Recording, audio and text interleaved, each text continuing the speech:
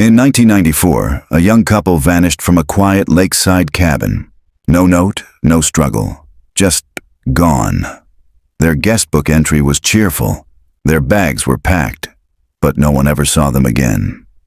29 years later, someone else finds their names in the guestbook, dated 2 weeks ago.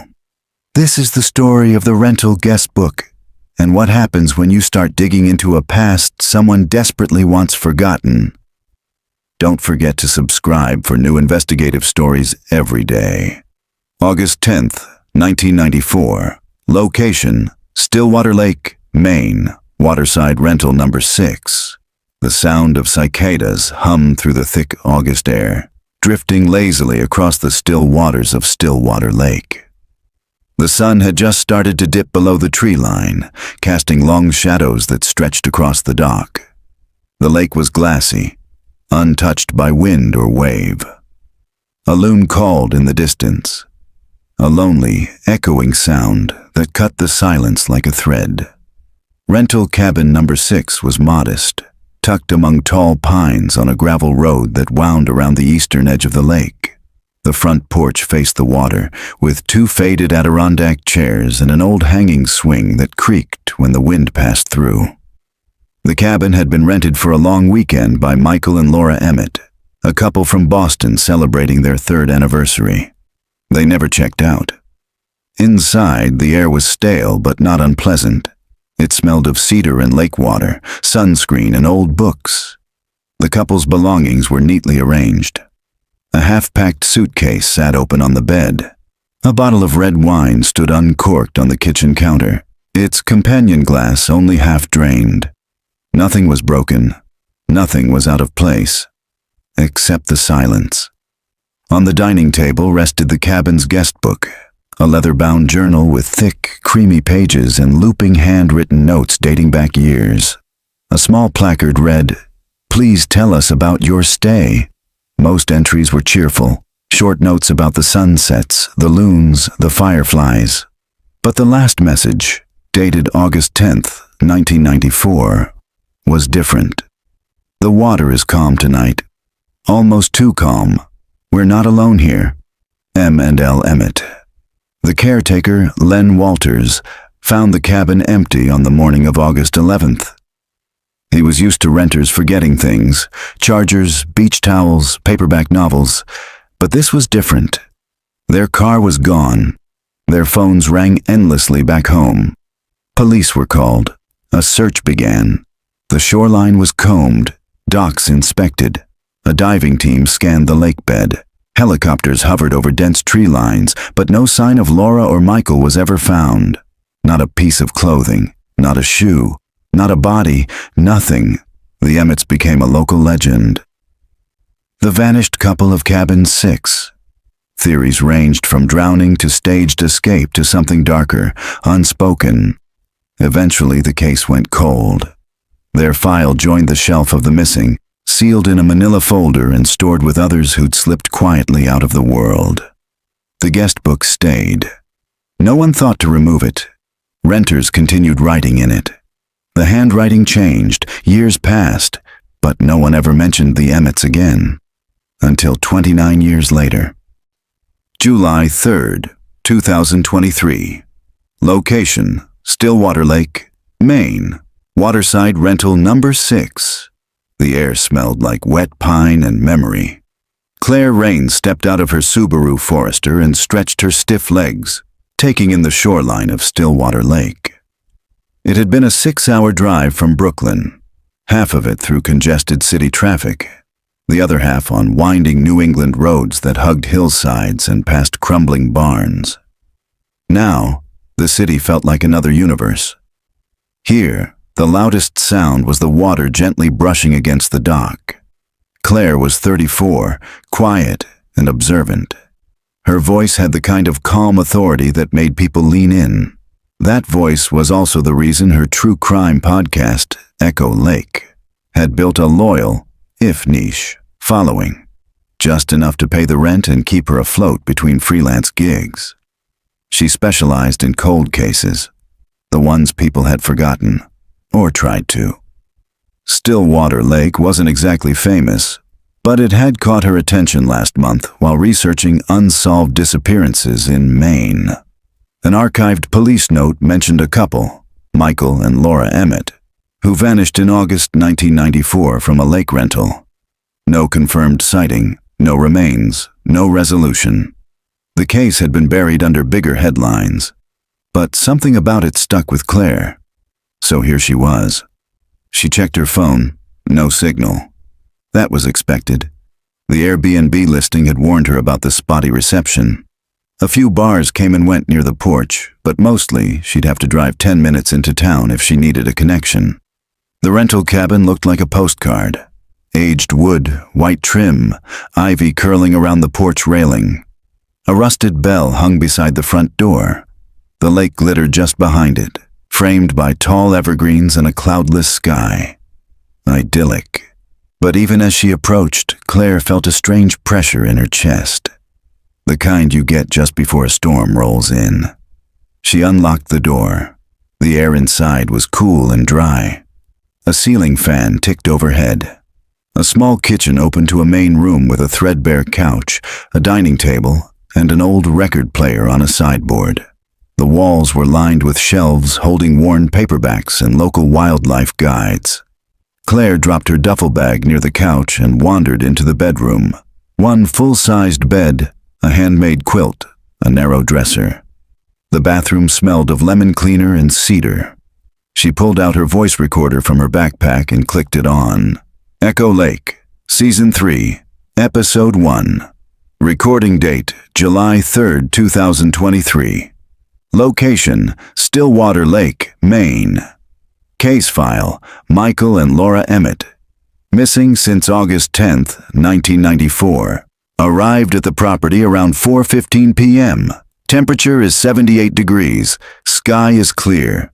Cabin appears structurally unchanged since 1994.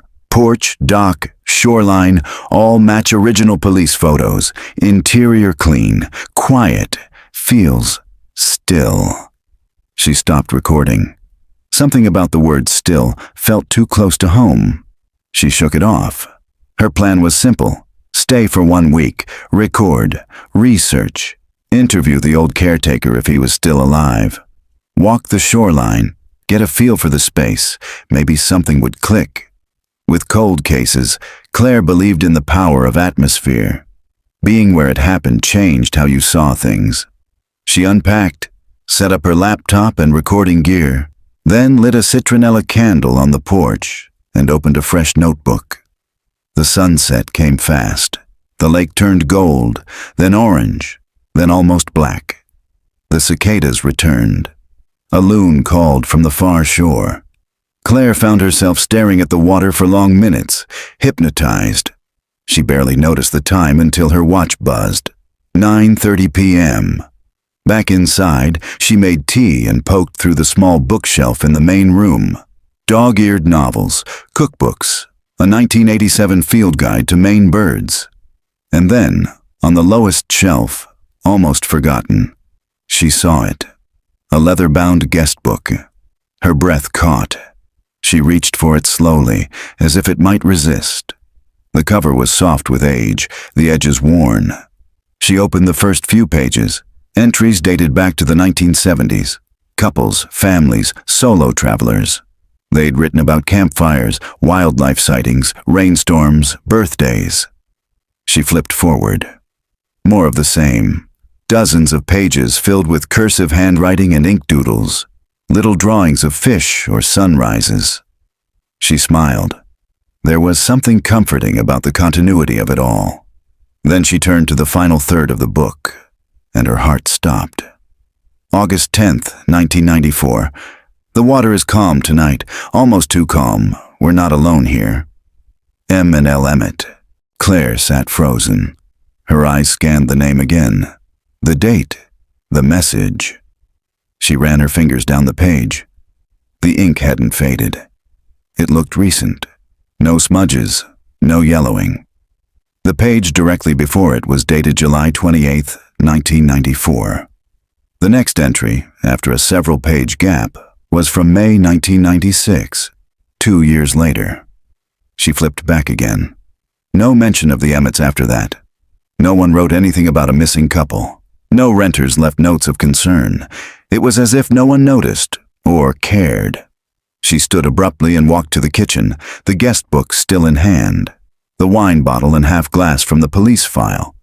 Those had been removed. There were no signs of anything abnormal here. But she knew. They had disappeared. Here, in this room. She returned to her recorder and clicked it on. 9:52 p.m. just discovered a guestbook entry dated August 10th, 1994. Signed by Michael and Laura Emmett. The message reads, "The water is calm tonight, almost too calm. We're not alone here." This confirms they were present at the cabin the night they vanished. The ink appears fresh. Entry is positioned between typical vacation notes. No indication that subsequent renters acknowledged the disappearance. She turned off the recorder. Outside, the wind picked up. The swing on the porch creaked once. Claire looked out the front window. The lake shimmered in the moonlight, almost silver now, beautiful, deceptive. She went to bed late, mind spinning. That night, she dreamed of water rushing up the porch stairs, flooding the cabin in slow motion. In the dream, she stood waist-deep inside, holding the guest book above her head, as everything else around her floated or sank. She woke up sweating at 2:48 a.m. Somewhere outside, something splashed. She froze, then heard it again. Not the gentle lapping of waves. This was sharper, closer. A sound like someone slipping into the water. She moved to the window. Her breath fogged the glass. She waited. Nothing. Just the still surface of the lake, the dark outline of the dock, and the moon casting its pale light. Eventually, she went back to bed. But sleep never really returned. July 4th, 2023. Location, Stillwater Lake, Maine. Dockside and town. Archive morning came quietly. Stillwater Lake looked painted in pale gray and gold. The sun crept over the pines, casting long shadows across the dock. Claire sat on the porch with a thermos of coffee, the guest book in her lap. She'd barely slept, and when she had, the dreams kept looping. Water, the guest book, a voice calling from under the dock. She hadn't imagined the splash last night, but she couldn't prove it either. Now, in daylight, everything seemed benign again. The lake shimmered. Birds chirped. A deer paused at the edge of the woods before vanishing into the trees. But that feeling remained. That pressure behind her ribs, like something was off-kilter. She opened the guest book again. The Emmett entry was still there, identical to how she remembered it. The water is calm tonight. Almost too calm. We're not alone here. Who writes something like that? Claire knew the tone of these guest books. Light, jokey, occasionally sentimental. Not ominous. She ran her fingers along the page. The ink wasn't smudged. Was it ballpoint? Gel? It was hard to tell. She scanned earlier pages, noting how the pen pressure changed with each author. Some pages had faded to near illegibility. Others remained pristine. She flipped back to the Emmett entry. Something caught her eye. The date, August 10th, 1994, wasn't written in the same ink as the message below it. Subtle. Slight difference in stroke and flow. The signature, too, M and L Emmett, looked heavier. Ink that bled slightly more into the paper. Claire stared, heart beginning to pound. Had someone added the date and names after the message? Why? She grabbed her notebook and scribbled observations. She'd need to photograph it later, maybe get it to a handwriting expert. But first, she needed context. Who managed the property back then? Who kept this guest book? And why was it never mentioned in the official reports?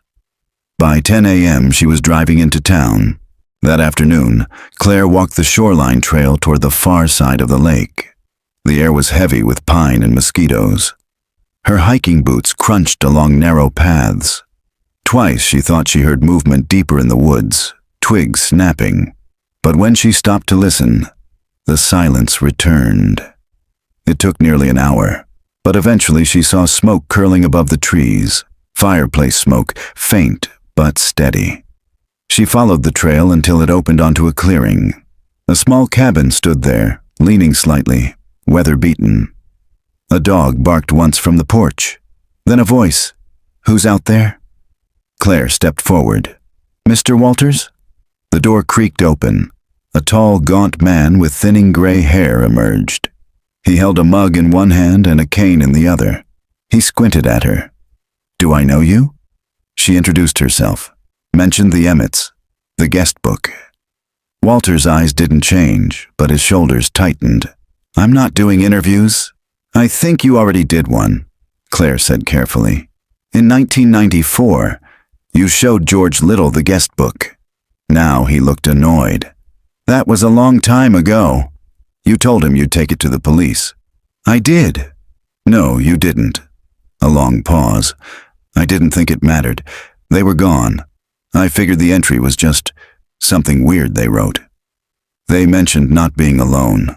Something about the water being too calm." Walters didn't respond. "I think you've seen something," Claire said quietly. "And I think that's why you never handed over the book." He turned and walked slowly back inside.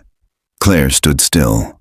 Just as she turned to leave, his voice called out from behind the screen door. "I heard something that night," he said. She stopped. "Late, after midnight. I thought it was a coyote or something. Then I saw movement on the lake, lights, like lanterns, out near the cove." Claire's heart thudded. "Anyone else see them?"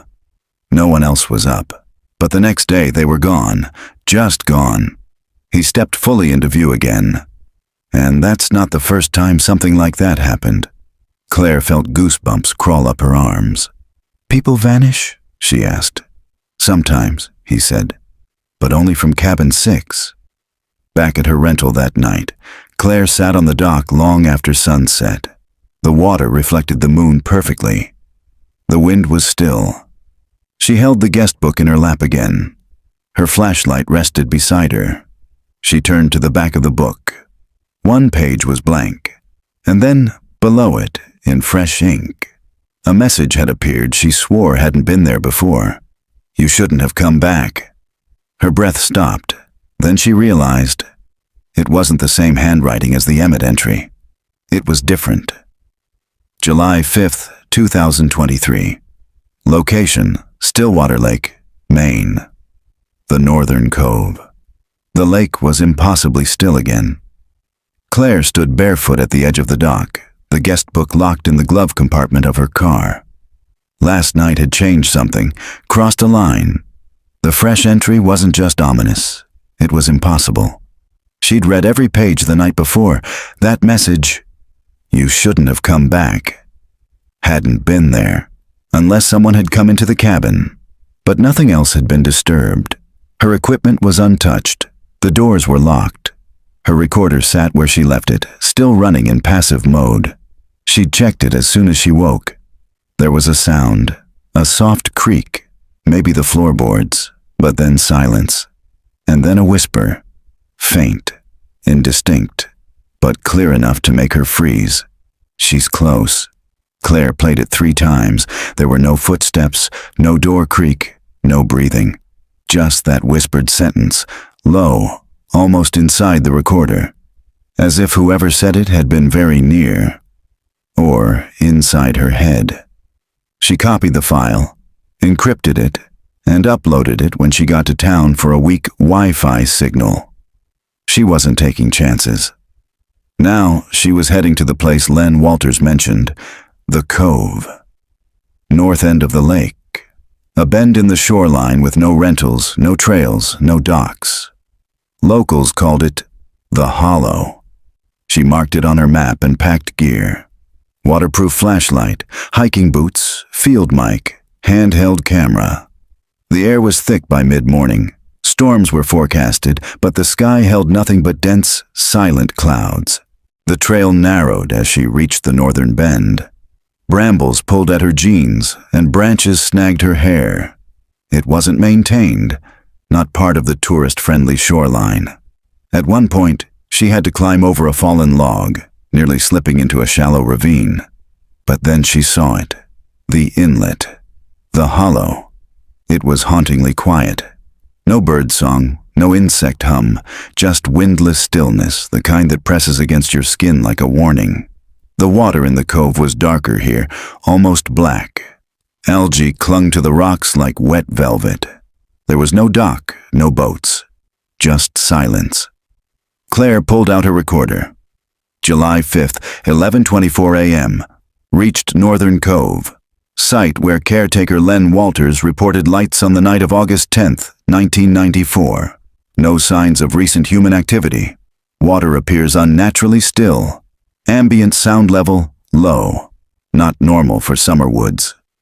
She paused the recording and took photos of the shoreline. She waded in briefly, boots submerged, water cool against her ankles. And then she saw it.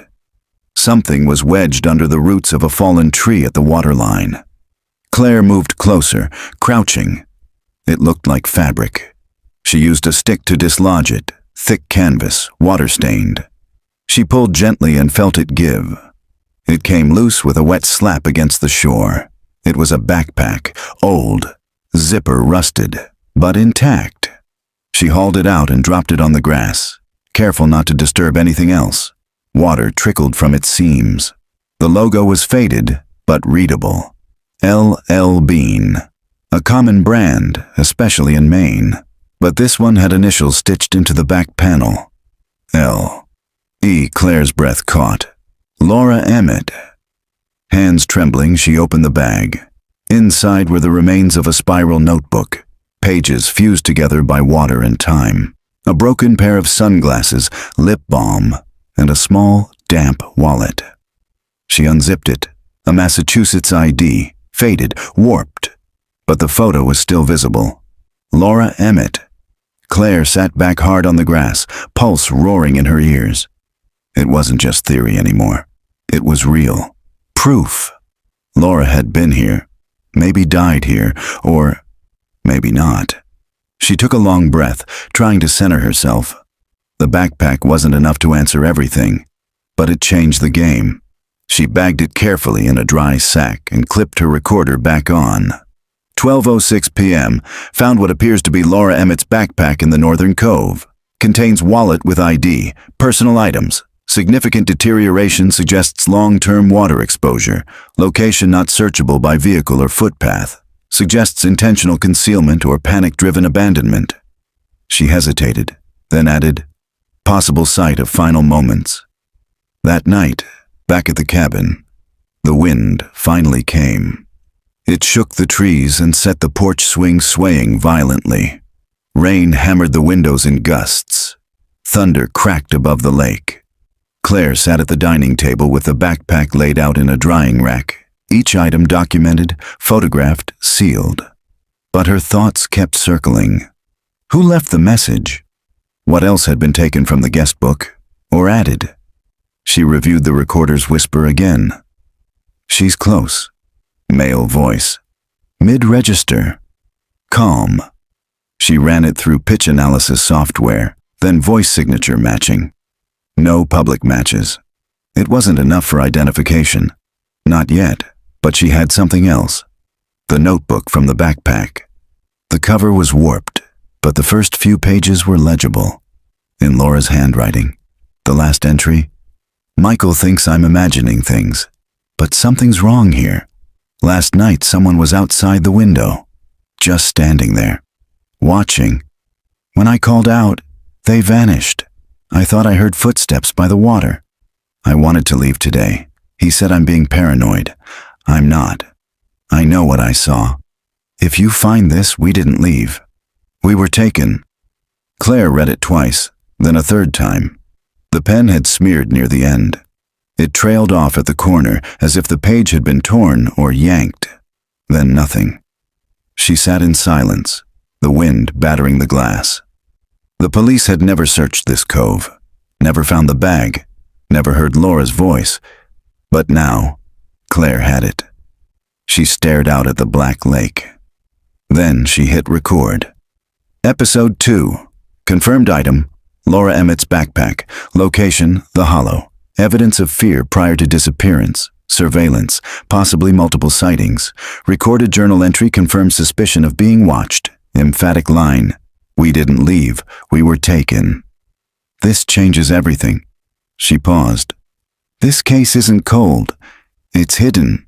Later, after midnight, she set the recorder to passive mode again, then lay in bed, listening to the storm pass. The wind eventually died. The rain stopped. She drifted, uneasy, and then she heard it. Footsteps, software deliberate, just outside the cabin. She froze. The sound moved across the porch, then stopped. She reached out, slowly, turned off the bedside lamp, waited. Something brushed the guest book on the table. She heard it. A faint drag of leather across wood, then nothing. She didn't sleep again that night. July 6th, 2023. Location: Stillwater Lake, Maine, Stillwater Sheriff's Office. The building looked like it hadn't changed since 1985. Stillwater's Sheriff's Office sat behind the post office, tucked beneath a sagging roof and a sun-bleached American flag. A wooden sign out front read, "Protect and Serve, Established." 1957. Claire parked beside an old truck and stepped out, the leather guest book sealed in a plastic evidence bag in her backpack. She wasn't sure what she expected. Skepticism, maybe, but not indifference. Not the wall of polite silence she was about to hit. Inside, a single overhead fan spun lazily. The front desk was unmanned.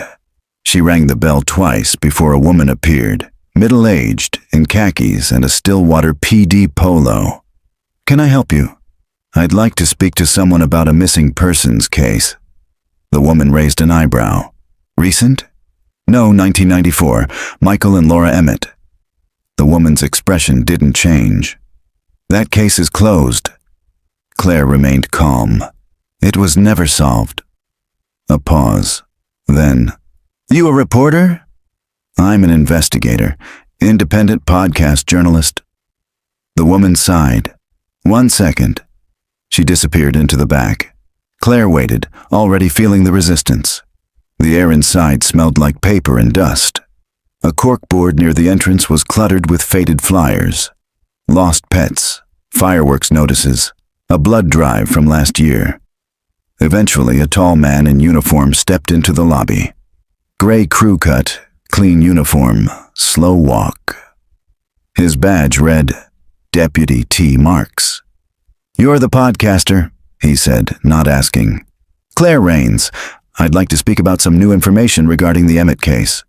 You know how many people think they've cracked that case?" Marks smiled flatly. "Tons. We've heard everything. Alien abduction, witness protection, lovers pact."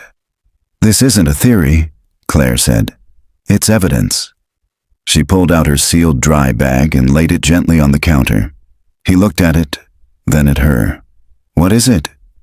"Laura Emmett's backpack, found yesterday in a cove on the north side of Stillwater Lake. ID inside. A notebook, possibly her last written entry." He didn't reach for it. "You touch it?" "I used gloves, documented everything, photographed it before removal." Marks leaned against the counter. "Why didn't you bring this in immediately?" "I did, less than 24 hours after finding it." "And you expect us to reopen a closed case based on a moldy backpack?" "I expect you to examine physical evidence from a disappearance that was never solved." Mark sighed. "Look, I'm not saying you're wrong, but this case has been dormant almost 30 years. There's no forensic value left in that pack, not after all this time. Even if it's hers." Claire stared at him. "And the guest book entry?" she asked. "What entry?" She opened her notebook, flipped to the photo she'd printed that morning. August 10th, 1994. "We're not alone here. I found this in the guest book at the cabin. Last entry before they vanished. Then a blank gap until 1996. Marks finally picked up the photo. He studied it, squinting. "Handwriting looks off," he said. "Could be a prank." A prank from 1994? He said nothing. Claire leaned in, her voice low and calm. You never saw the guest book during the original investigation, did you? He hesitated. No. Because Len Walters never turned it in. Now Marks's gaze sharpened. You spoke to Walters? Claire nodded. He said he saw lights on the water the night they disappeared. Marks rubbed his chin.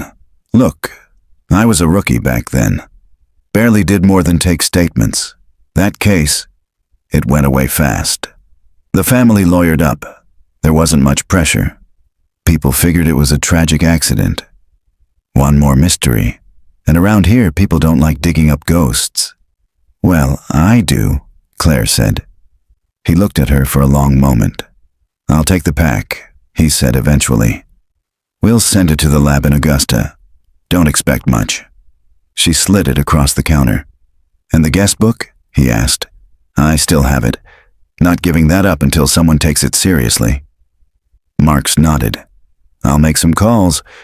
You staying long? A week. He smiled faintly. You'll want to be gone by then. Claire left feeling unsatisfied. The conversation hadn't been aggressive, just slow and deliberate, like moving through thick mud. There were walls built here, and not all of them were made of brick. Back at the cabin, she found the guest book where she'd hidden it, inside a sealed container under the floorboards. She pulled it out, laid it on the table, and flipped to the Emmett entry. Her blood went cold. The handwriting was different again, subtle but changed. The word calm now had a strange loop at the end, and the line, "We're not alone here," had shifted down the page.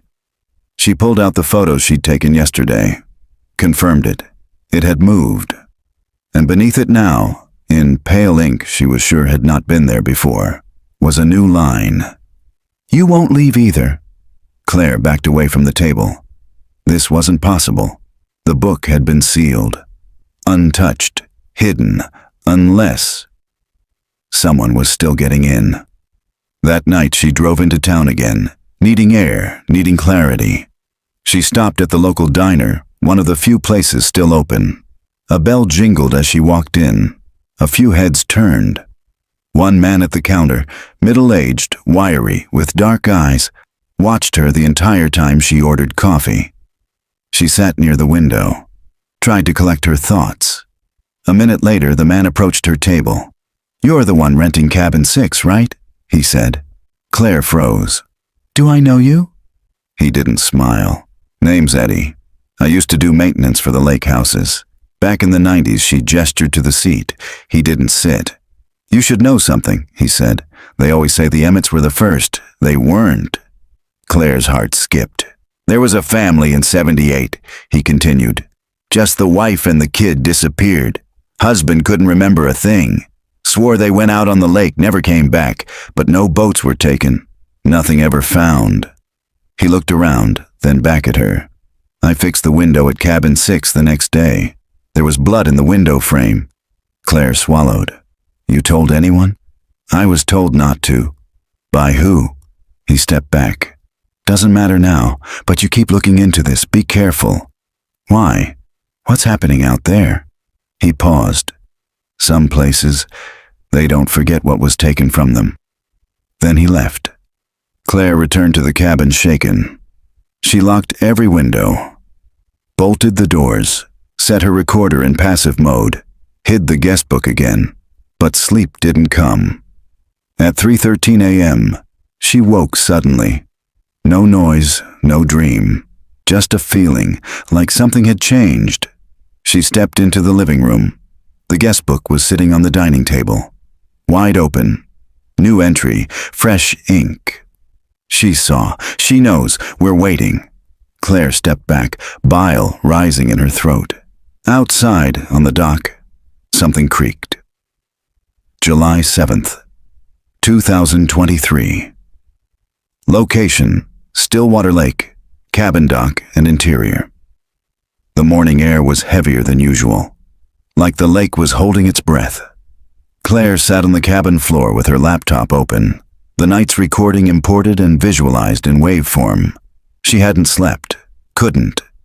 The message in the guest book had been in her handwriting. Not a perfect match, but close enough to make her question her memory, her sanity, or both. She saw. She knows. We're waiting. The ink was still drying when she found it, and the guest book had been hidden again under the loose floorboard. She hadn't touched it. She hadn't moved it. And yet, there it was. She turned her attention to the audio. The recorder had been running all night.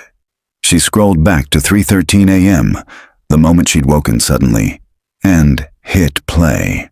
Silence. Then the creak of the dock outside, then footsteps. Soft, slow, steady. Claire leaned closer. She enhanced the audio levels, filtering out the background hiss, and that's when she heard it.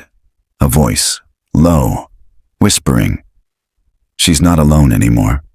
Her stomach turned. She played it again. The voice came from near the recorder's mic, almost as if it were inside the room. Another line followed, barely above a breath. The water remembers. Claire stared at the screen, a sense of vertigo spiraling in her chest. The time code was real. There were no gaps, no edits. Either someone had been inside the cabin with her, or she was losing time. She set the laptop aside and walked to the dock. The lake reflected a gunmetal sky. A storm was coming. She stepped onto the dock, scanning the planks. One creaked loudly when she walked over it, more than the others. She crouched and ran her fingers along the edge. Something about the wood felt loose. She pried it up. Beneath the plank, wrapped in plastic and nailed to the underside, was a flat metal box. Her breath caught. The wood around it had been sawed, then replaced. Carefully. Recently. She grabbed her multi-tool and unscrewed the rusted nails. The box came free with a groan. She opened it slowly. Inside were photographs. Dozens of them. Water-damaged, curling at the edges, but still visible. People. Standing on this dock, posed at the front of the cabin, smiling.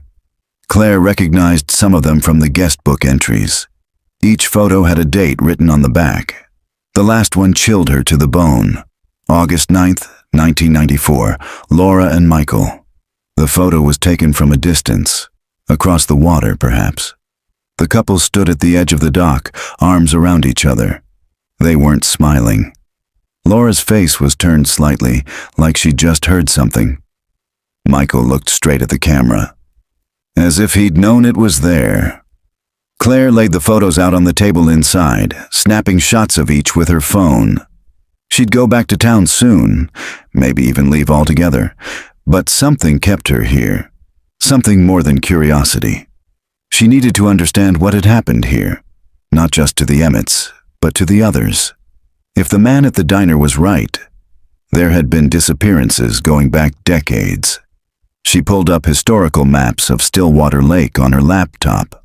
Most were tourist guides, clean and polished. But one, scanned from a 1967 government archive, caught her eye. It showed a narrow peninsula jutting into the North Cove, marked Survey Zone C-13. But in modern maps, it was gone. No peninsula. Just water. Claire compared the two. The landmass hadn't eroded. It had been intentionally erased. She cross-referenced geological records. In 1971, a small controlled flood had expanded the lake's footprint. No public warning had been given. No formal report followed. That peninsula, whatever had been there, was now underwater. She stared at the image. Survey Zone C-13. Was that where the Emmets went? At dusk, Claire packed diving gear into a dry bag. She had a small GoPro, a waterproof recorder, and a heavy-duty flashlight. Her next stop would be the cove. Again. But deeper this time. She also packed the guest book. She wasn't leaving it behind again. As she zipped her bag, she noticed something odd on the last page. A faint circle drawn in pencil, almost invisible against the paper. Inside it, a short phrase. The door opens below. Below what? The lake? She stepped outside, The storm was moving in faster now, clouds thick and roiling. Wind skimmed the lake's surface. The trees bent slightly, groaning. Then, somewhere down the shoreline, a single light blinked, like a lantern. Claire narrowed her eyes.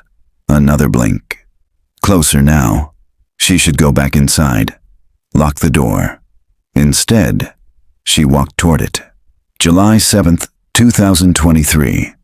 Night location, Stillwater Lake. Submerged site, Survey Zone C13. Word count, 2,882. The lake was black beneath the moonlight, unmoving, as if it had thickened into glass. Claire stood knee-deep in the shallows of the hollow, headlamp strapped over her hair, wetsuit clinging to her body like a second skin. Her backpack sat on the rocks behind her, sealed with plastic and holding the GoPro, waterproof flashlight, and the guest book. Just in case. The wind had died. No bugs, no birds. Nothing. She slipped the mask over her face and clicked on the flashlight. Its beam barely cut through the darkness. The water here wasn't just deep, it was dense, cloudy with algae and sediment disturbed by decades of silence. She adjusted her breathing. Her recorder sat at the edge of the water, still running. Time, 9:12 p.m. Location, Survey Zone C13. Entering water for submerged site exploration. Visibility low. Primary objective, confirm presence of sunken landmass or man-made structure beneath lake surface, based on historical 1967 map and disappeared peninsula. Claire moved deeper. The water reached her chest, then her shoulders. She sank beneath the surface. The first few meters were uneventful. Thick sediment drifted in her light beam like tiny jellyfish. Fish darted past, silvery flashes in the dark. Then the lake bed dropped. A shelf. A sudden plunge into blackness. She followed it down slowly, equalizing her ears, flashlight cutting a narrow cone ahead of her. The GoPro on her shoulder recorded silently, a small red light blinking, and then, just beyond her beam, she saw it. Stone. Flat, angular, moss-covered. Too smooth for natural formation. She kicked closer and illuminated what looked like a foundation. Square edges, overgrown, but undeniably man-made. Rebar jutted from one corner like twisted bones. Nearby, a submerged door frame leaned sideways, half buried in mud. She swept her light side to side. There were stairs. 5 stone steps descending into nothing, their lower half swallowed by silt. Something had been built here. Something big. Claire's lungs tightened, not from lack of air, from fear. She circled the structure once, filming everything. Something about the way the lake bed framed the ruins felt wrong. Unnatural. As if the water had formed around the building, not the other way around. Then her flashlight flickered. Once. Twice. She hit the casing. It steadied. But the GoPro's red light turned off. Claire looked up. Above her, maybe 10 meters up, something moved. A ripple. Then 2. She kicked hard for the surface. She broke through the water with a gasp, ripping the mask from her face. The lake was empty. No sounds, no lights, just the moon reflected in perfectly still water. She swam to shore fast, dragging herself onto the rocks and collapsing beside the recorder. Her heartbeat thundered in her ears. She waited. Nothing followed. No movement. But she knew what she saw. Inside the cabin an hour later, she downloaded the GoPro footage, wrapped in a blanket, shivering despite the summer air. She fast-forwarded through the dive, slowing only when she reached the moment her flashlight flickered. Frame by frame, she examined the murk. Then paused. Something moved across the frame. A shadow. Slender, almost human-shaped, hovering above the stone steps. She rewound, zoomed in, still blurry, but there. It moved differently than a fish. Too slow, too deliberate. Her heart slammed in her chest. She grabbed the guest book from her bag, flipped to the back page. Another entry had appeared. The door's open. It hadn't been there before. The pencil circle from earlier now had a line drawn from it, leading down the page like a path. At the very bottom, scribbled faintly, almost missed. She came back. So did we.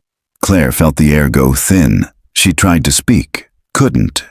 She set the guest book down and hit record again.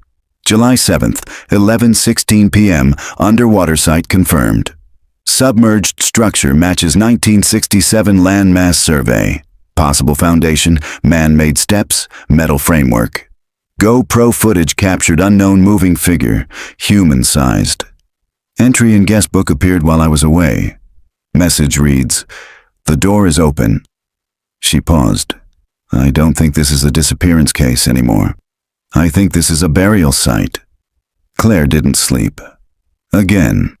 Instead, she reread the entries in Laura Emmett's notebook, the one from the backpack.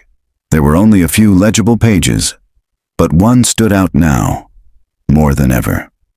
August 8th, 1994. Michael thinks I'm imagining things again. I told him about the dreams, the one where I'm underwater and I find a house. A whole house just sitting there beneath the lake. He said maybe I'm just projecting, that I'm anxious. But I saw something this morning. In the water. I think it was a woman. Pale, staring up at me. She didn't move. She just watched. I blinked and she was gone. Claire's fingers trembled as she held the page. A house under the water, a woman watching. She had seen it too. And that meant Laura wasn't imagining things, and she hadn't been alone. As dawn crept over the lake, pale and cold, Claire stood once more at the dock. The water impossibly calm, the reflections perfect. She stared down, and for a moment, just a blink, she saw a face staring back, not her own. July 8th, 2023. Location, Stillwater Lake, St. Elias Church and Town Record Vault. The church bells rang just once, soft, solitary, before the town fell silent again. St. Elias, Stillwater's only church, sat on a bluff overlooking the east side of the lake.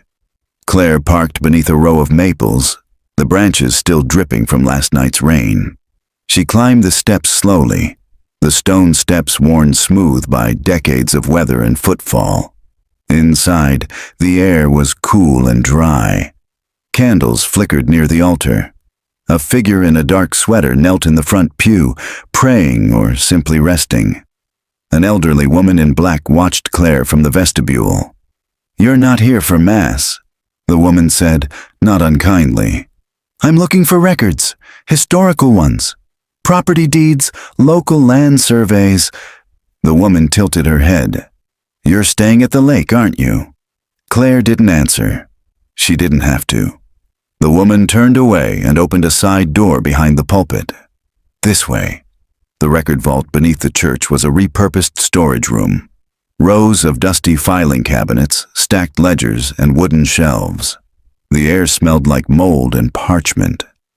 Claire slipped on nitrile gloves and began sifting through a cabinet marked Land Acquisitions, 1950 to 1975. It didn't take long. Survey Zone C13 appeared in multiple folders. One from 1969 noted a planned acquisition of private land for environmental preservation and flood basin expansion. Beneath it, typed in faded carbon copy, were three names: the Arlen Estate Private Lot number 211, Rosemary Kinley, parcel number C13B, D&R Greaves. Claire frowned. She flipped to the next file. Most of the paperwork was standard. Release forms, valuations, but several pages were missing, ripped clean from the bindings. And then she saw it. A hand-drawn map. Pencil on vellum.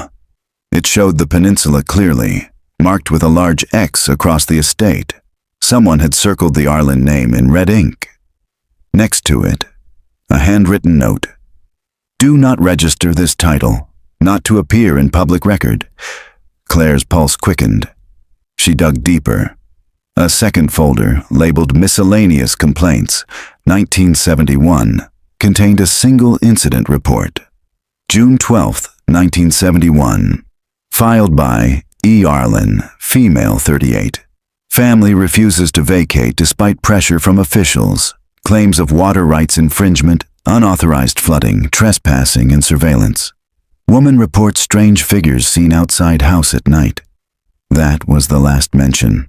No forwarding address, no sale record, no death certificate.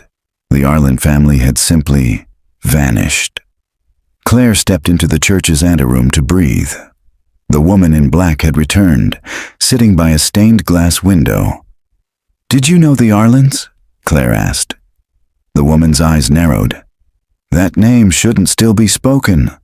Why?" "They didn't leave like the others." Claire felt the air shift. "What happened to them?" "They stayed," the woman said. "When the water came, they refused to move. Said the land belonged to their family for generations. They camped out, boarded the windows, thought they could wait it out. And one morning the house was gone, just gone. No debris, no furniture floating, nothing, like the lake swallowed it whole." Claire felt something cold crawl up her spine. "What did they say it was?" she asked quietly. "A landslide, or flooding, depending on who you asked." "But what did you think it was?" The woman looked her dead in the eye. "I think the lake wanted to bury them." Claire left the church just before noon, clutching copies of the files. She drove into town, her hands tight on the wheel. At the town library, she pulled every article she could find from 1971. Nothing about the Arlens, not one mention. But there was something else. A newspaper from August 2nd, 1971, included a small obituary. Dennis Greaves, age 47, and Rosemary Kinley, age 62, presumed drowned following local flooding along North Bank. No remains recovered. Greaves and Kinley, two of the three names tied to Survey Zone C13. Only the Arlens remained unaccounted for. Claire scribbled it all down, piecing the pattern together. C13 wasn't just a geographic designation, it was a graveyard. A section of the lake that had been intentionally erased, its history covered by water and time. And someone, possibly multiple people, had gone to great lengths to make sure no one remembered. Until now. That night, back at the cabin, Claire laid the files across the table. 3 families, all tied to the same land. All vanished or presumed dead under vague circumstances. The Emmets had rented a property that sat on the water above that land, and now she was sleeping over it too. She opened the guest book again, hand trembling. Another entry, written with a precise, even hand, ink so dark it looked wet. "You opened the door. We are not the first. You will not be the last." Below it, a list of initials had appeared, scrawled in fading graphite, EARKDGMELE. Claire stared at them. Emmett, Kinley, Greaves, Arlen, and now hers. At the bottom, a new set of initials, CR. She recoiled. The book knew her. Or something did. She closed the book and backed away. Her hands shook. Every instinct screamed for her to leave. Drive to the nearest city. Mail the book to a lab. Dump the audio to the cloud. Wash her hands of it all. But she didn't move, because part of her knew the truth. The moment she found the backpack, there was no going back. At 2:07 a.m., her recorder picked up another whisper. She didn't hear it in the moment. But the mic did. "She's almost ready." July 9th, 2023. Location: Stillwater Lake, overgrown trail and ranger outpost. The map didn't show the trail. It was only thanks to a loose sheet from the 1967 survey records that Claire even noticed it. Faint lines scribbled in pencil between Survey Zone C13 and the eastern ridge of the lake. Labeled only, "Access Path, Decommissioned." She found the trailhead behind a thicket of blackberry bushes near the hollow. The brush was overgrown, the soil packed hard from years of abandonment. Trees leaned inward, like they wanted to bury the path permanently. Claire ducked under a fallen branch and began walking. The woods swallowed her fast. Birdsong faded. Even the breeze seemed to stop. Time here felt sticky. Her watch ticked, but somehow the trail never shortened. She should have reached the ridge in under an hour, but after 2, her GPS still flickered at the same coordinates. She kept walking. Then, just before noon, she saw it. An old outpost, a ranger's shack sunken into the earth, nearly choked by vines. One window was shattered, its glass long since buried in moss. A small sign swung on rusted hinges. Stillwater Forest Station, 3 Department of Conservation, established 1952. Claire approached slowly. The door was unlocked. Inside, dust coated everything. A lantern lay on the floor, its base cracked. A desk upturned. A field cot collapsed and moldy. On the back wall, faded under layers of grime, was a map. The lake as it had looked in 1970. The peninsula still there. No water swallowing it yet. She stepped over a rotten floorboard and scanned the desk. Folders, reports, memos typed in courier font. She opened the first one. Incident report. July 19th, 1971. Subject: unexplained drowning. Child, 9 years old. Details: victim found with no signs of struggle, 4 miles from last known location. Eyes open, no water in lungs, no cause of death recorded. The next was worse. Incident report, August 2nd, 1971. Subject: missing hiker, R. Kinley. Details: never reached trail checkpoint, weather clear. Last seen on footpath near Survey C13. Notes: faint footprints leading back toward lake. No return path. Dozens more. Each case different, but linked by one thing. The lake always took something. Claire's fingers trembled as she reached for the last folder in the drawer. It was unlabeled. Inside was a single sheet. A drawing. A circle of figures standing around a submerged building. Lines arced from their hands down into the earth like roots. One word was written in large, shaky script across the center. Remember. Claire blinked, backing away slightly. Then she noticed the far wall of the outpost. Carved deep into the wood, blackened by age and algae. He left me. I stayed. I drowned, and still I stayed. Oye.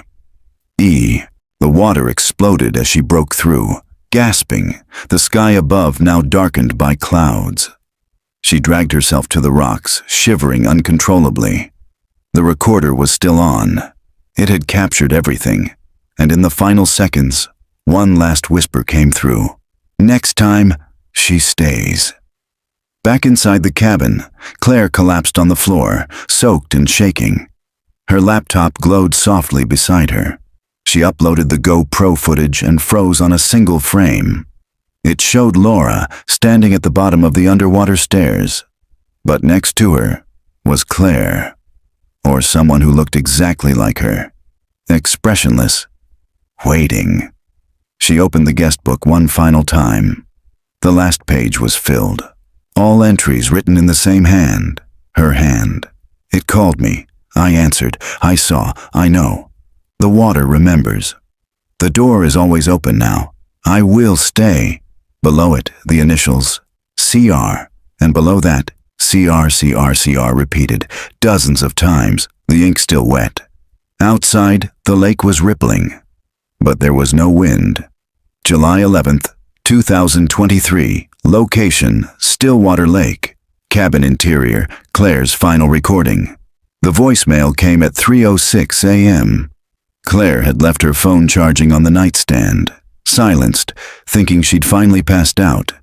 But the buzzing had woken her. The number was unlisted. No caller ID. Just a 38-second message. She sat on the edge of the bed, listening. A man's voice, shaky, almost whispering. You don't know me, but my name's Jacob Emmett, Laura's brother. I heard your show, heard your voice. You sound like her." Static crackled. They never looked past the surface. The lake, still water. It didn't take them. It chose them. My sister didn't drown. The message skipped. Cut. You're marked now, like her. Then silence. No callback option. No voicemail ID, as if it hadn't come through any network at all. Claire stared at the phone. It was cold in her hand, though the cabin was stifling. She checked her call logs. Nothing. No incoming number. No saved voicemail. But the recording still played when she hit recent messages. It was there, and not there. She stepped outside to clear her head. The lake was still. Her car was parked exactly where she'd left it. Locked, sealed. She walked around it slowly, not expecting anything. But then she saw it. On the passenger seat, under the windshield. The guest book. She hadn't brought it out. She hadn't even taken it from under the floorboards. But now it was sitting there in plain view, its leather cover damp with dew. Claire unlocked the door and retrieved it, opened to the final page. The ink had bled, the words warping. "You are not outside. You are below." She snapped it shut and staggered back into the cabin. She set up her equipment, her voice recorder, her microphone, the guest book, Laura's notebook, the GoPro. She powered everything on and hit record. July 11th, 11:47 a.m. This is Claire Rains. If you're hearing this, I may not be here anymore. She paused, collected herself. Since arriving at Stillwater Lake, I've found multiple anomalies tied to the 1994 disappearance of Laura and Michael Emmett. Physical evidence, audio records, witness testimony, historical maps erased from the modern archive. There was a house and estate, submerged by artificial flooding. The Arlen Estate, C13, still there, underwater, full structure intact. I've seen it. I unlocked it. And something, is still there. She glanced at the guest book. The book records names. It speaks, it moves, it tracks, and it marked me. Just like it marked Laura, and Kinley, and Greaves, and the Arlens. Maybe others. Voices whisper when I sleep. I've lost time. I've heard things no one else has, and last night I saw my reflection in the lake. She paused again. But it wasn't me. Silence. If I disappear, if this recording is all that's left, burn the book, destroy the pages. Don't take it. Don't read it. Don't stay at cabin 6. Don't go near the cove. Don't think about the house beneath the water. That's how it starts. She leaned closer to the mic. That's how it takes you. She uploaded the audio to her cloud drive, archived it 3 times, sent it to her producer, saved it to a flash drive. Then she sat back and listened. Her recorder was still running. And a voice, not hers, whispered into the mic. She hears us now. At 2:03 p.m., the wind picked up across the lake. The first real storm in days. Claire sat on the porch, watching the clouds gather like teeth in the sky. Thunder rolled. Leaves turned inside out. The cabin creaked under the sudden pressure drop. A single drop of rain hit the guest book beside her. It sizzled. She turned the page. New entry. 1 more to go. Below it, only 1 set of initials. CR. Claire stood up and walked to the edge of the dock. She stared into the water. Her reflection waited for her. And smiled. July 12th, 2023. Location, Stillwater Lake. Claire's last day. Claire packed before sunrise. She moved mechanically, folding clothes, sealing hard drives, carefully wrapping the guest book in canvas. She didn't know if she was truly leaving or just pretending to. Stillwater Lake had a way of making you uncertain of your own intentions. By 7:30 a.m., the sky had cleared. Birds were back. The dock looked innocent again. She loaded the Subaru and climbed into the driver's seat. Turned the key. Nothing. Not a cough, not a whir, not a light on the dash. She tried again. Silence. The battery was new, the tank full. The engine had been running fine since Brooklyn. She stared at the ignition for a long moment. Then she noticed something on the passenger seat. The guest book was gone. She hadn't opened it since the previous day. Hadn't touched it this morning. She checked the back seat, the floor, the trunk. Gone. She walked back to the cabin, heart pounding.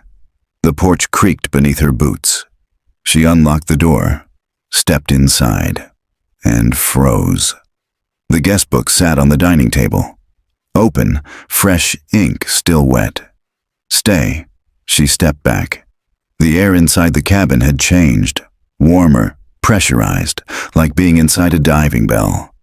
Her recorder, which she hadn't touched since yesterday, clicked on by itself. Claire moved to it slowly.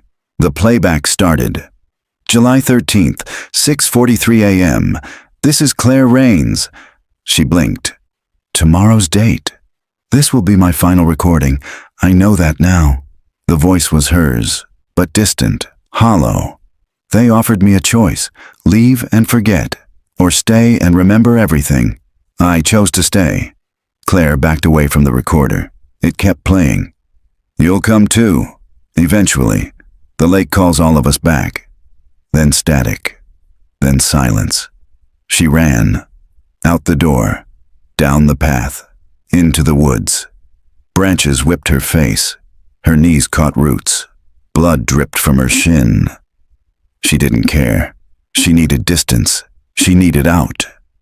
She cleared the tree line and collapsed near the road, breathing hard, clutching her chest. And then she saw the notebook, Laura's notebook, resting in the gravel. She picked it up, slowly, like it might bite. Opened it. A new page. In Laura's handwriting, not just similar but identical.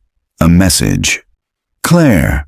Then beneath it, it remembers you. It always has. Claire dropped the notebook. She screamed.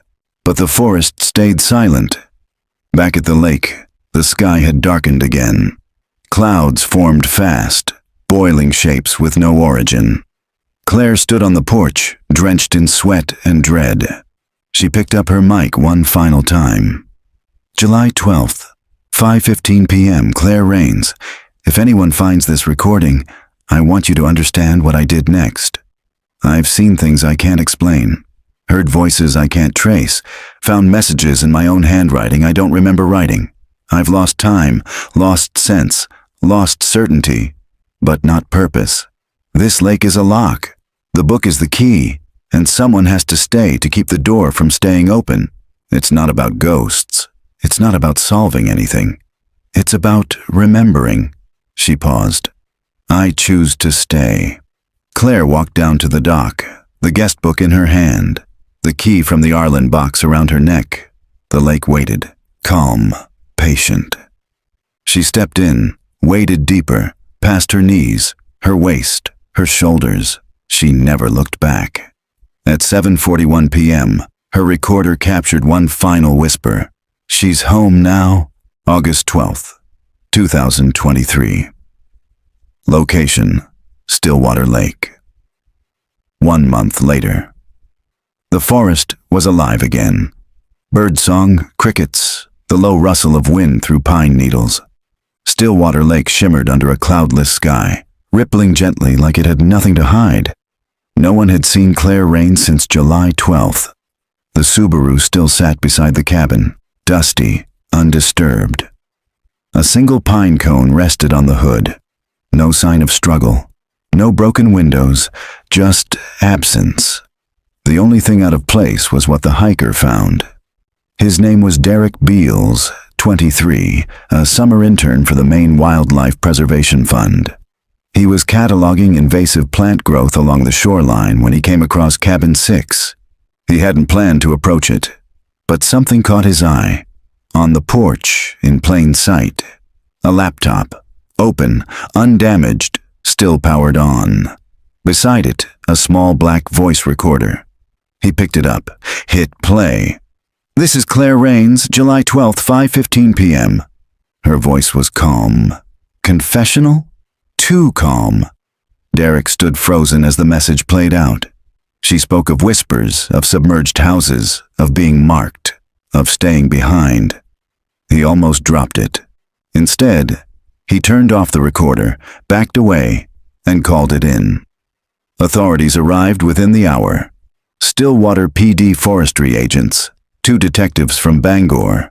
No signs of forced entry. No signs of Claire. Her belongings were still inside the cabin. Backpack, recording gear, hard drives. Everything but the guest book. It was gone. Her files were unencrypted, neatly organized. A folder on the desktop read, "The Rental Guest Book, Final Episode." Inside, audio, photos, transcriptions, labeled meticulously. A podcaster to the end. But her laptop had one more surprise. At exactly 12:01 a.m. that night, her final episode auto-posted across all podcast platforms. Pre-scheduled, clean edit, final audio. The Rental Guest Book, Episode 7, Below Stillwater. Published August 13th, 2023. If you're hearing this, I've gone further than I meant to, deeper. But maybe that's what this story needed. There's a house under the lake, a place forgotten by maps and people who were never meant to leave it. It remembers, it speaks, and it only opens for those who know the name.